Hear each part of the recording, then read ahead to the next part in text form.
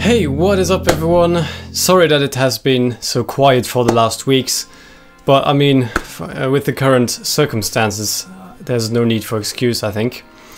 I hope you are safe and sound at home. The situation here in Luxembourg is getting worse as well.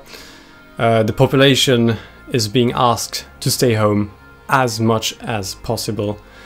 Everything is closed, schools are closed. Most shops are closed except for supermarkets and all the very important stuff. It's something new to this world, or at least to Europe, I think.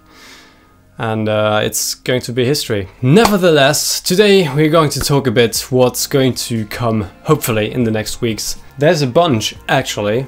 I've got a few new things, some things left. So today's video is just about, you know, me talking about stuff. If you feel like missing out any stuff when I'm not posting here on YouTube, make sure to follow me on Instagram, where I post much more regularly, almost every day, so you can just follow along what's going on. So what I'm going to show you today is I built my own pedalboard, which is right here. There it is. This is my very first pedalboard. I've been playing guitar for like 10 years and I've never owned a pedalboard. I've been owning a few pedals only in the past years because I've always played digital since the beginning, well, almost exclusively digital. I thought, you know, why not build a little home rig, and that's what I did. It's I'm going to talk about this in detail, how I build it and stuff. It's the Hawley Baton spaceship, by the way, with the ISO 1 Pro power plant from Hawley Baton as well, and a bunch of pedals, as you can see. I'm not going too much into detail, but there's a tuner, noise gate, overdrive, looper, compressor, and a very fancy reverb pedal, which just arrived today, the Rawless Audio Fathom. This one as well.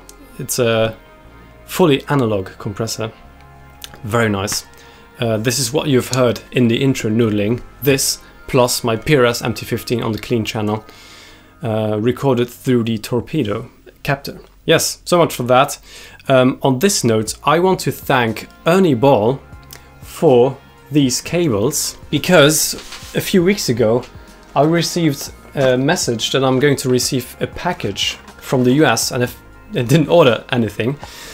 So there was a mystery box arriving, and it was surprisingly from Ernie Ball, who were kind enough to send me some very cool stuff. A variety of strings. This pedalboard pack patch cables, which are extremely handy because they are so thin and you can put the pedals very near on the board. Very happy that I got this. Thank you so much. And this beautiful guitar strap, which is really nice. So thank you, Ernie Ball. By the way, talking about the pedal board, I bought myself another pedal, which is this, the TC Electronic Sky Surfer Reverb, which is a very affordable reverb. I think it's like 33, 34 euros. I thought, you know, why not give it a try? It's cool, but it's definitely on the old school side.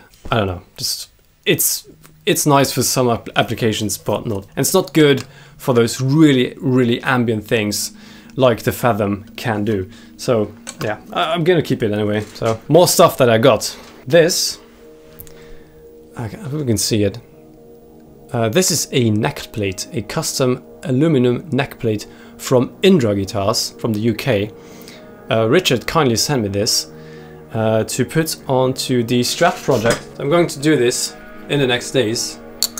This is going to be there, and can't wait to see it mounted. So already much thanks to Richard for sending this over and sponsoring the continuation of the Dream Strat project. What's up next? Yes, my PRS MT15. I'm going to do a full review finally. Now that I've had it for a couple of weeks already and got used to it, I'm very happy with it. So happy in fact that I've sold my two big valve heads.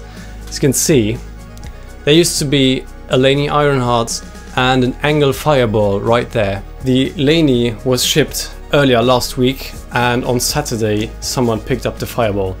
So I have a lot of space now, and this proves already how good the MT15 is. By the way, talking about the amp setup, let me know if you're interested in a separate video about the Torpedo Captor. It's a very nice thing. I'm happy that I got it because I use it all the time when I play guitar, or use the amp, because I'm using it as attenuator, and it's really handy. And the recording in the beginning of this video was also recorded with this, so I can listen to while I play through my cab, but also have a direct recording of the amplifier. Very nice. Yes, the Hawley Baton Dullahan, I still have it, yes, because it's mine and I still love it. And I'm going to do a video about it, how it handles low tunings. And I can tell you now already, it does pretty well. So I've got it in drop B right now, and it don't want the strings. It really feels comfortable with those big fat ass strings on it. Be assured, this guitar is nice for modern players. By the way, I wanted to recommend you something, and that is the Dunlop fret polishing cloth. It is very nice to polish your frets without making a mess like with steel wool, and it's even finer, and the frets just get super shiny. I hope you can see that. Just did it on my Charvel now after playing it for a year, and they are like new, if not shinier than new. Really love that. So if you have a guitar with dull looking frets, just get a polishing cloth and it will look like new. This is not sponsored, by the way. Right, also not sponsored. So I wanted to experiment with new picks, and I've been using the Dunlop Max Grip for, I don't know, ages, 6-7 years or more. So I wanted to try something different, and I've got myself some Pick Boy sets.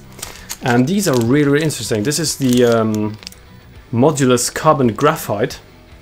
This one. It's really light, but very sturdy, and they're supposed to last very long. So far I can't tell you much because I've got them today. But this one poses a grip with holes in it. Is also really nice, comfortable and super grippy. I personally hate regular flat slippery picks. I just can't play with them. These are a really nice alternative to the Max Grips. What's more on the list? Right, new bass strings for the Hawley Baton bass. I've got myself these bad boys here. A 4-string set with a 120 gauge for the low B in my case. I've tuned this bass to drop B currently with the stock strings, or with the standard strings. And it's fine. It's a bit flobby, but you know, I have absolutely no idea about basses and string gauges and tension, and so far it's fine. But I wanted to try something different. Also, I wanted to polish the frets and maybe dress the fret ends because they are quite sharp. It's something that maybe came across in the last weeks because maybe of a change in humidity or so. Oh, and I've got new knobs for the bass. in this nice wood look with rubber O-rings. So yeah, so this should be it, I hope, for this video. I hope you enjoyed the blabbering. So if you're at home, at least you have something to listen to and to distract yourself. Thank you very much for watching this video. A special thanks goes to my patrons, who, by the way, made it possible or supported the build of this pedal board. Here you go, guys. The money that you invest in my channel materializes in stuff like this. So you are really giving me something here, and I want to give something back to you as well. So I hope I have the time to write some new music in the next weeks and to release it on my channel with tabs and all that stuff. By the way, I released a very short track yesterday, very ambient track, so go ahead and check it out and fly off to outer space. That's all for today. Thank you guys so much for watching. Take care, stay healthy, stay at home, and I will see you next time.